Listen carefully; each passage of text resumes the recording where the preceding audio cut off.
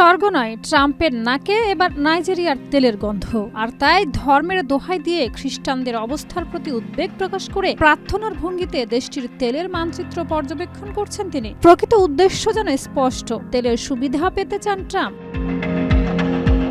মার্কিন president Donald Trump ঘোষণা করেছেন আফ্রিকার দেশ নাইজেরিয়াকে ধর্মীয় স্বাধীনতা নিয়ে বিশেষ নজরদারির তালিকায় রাখা হবে। ট্রাম্প অভিযোগ করেছেন দেশটির মুসলিমদের হাতে খ্রিস্টানরা গণহত্যার শিকার হচ্ছে। তার দাবির ভিত্তিতেই নাইজেরিয়াকে মার্কিন পররাষ্ট্র দপ্তরের বিশেষ উদ্বেগের দেশ countries of particular concern CPC তালিকায় অন্তর্ভুক্ত করা হবে।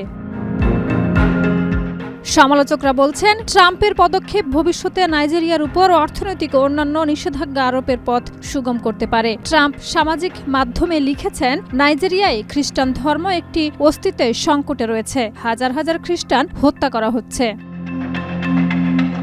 বিশেষজ্ঞরা মনে করেন নাইজেরিয়ায় সংঘাতকে কেবল ধর্মীয় কারণে দেখা উচিত নয়। দেশটি উত্তর মুসলিম ও দক্ষিণ খ্রিস্টান অধ্যুষিত এবং উগ্রপন্থী বোকো হারামের সহিংসতা, সম্পদ ও ভূমি সংক্রান্ত দ্বন্দ্বের কারণে সংঘর্ষ ঘটে। সরকার দাবি করে এই সংঘর্ষগুলো প্রাথমিকভাবে ধর্মীয় নয়।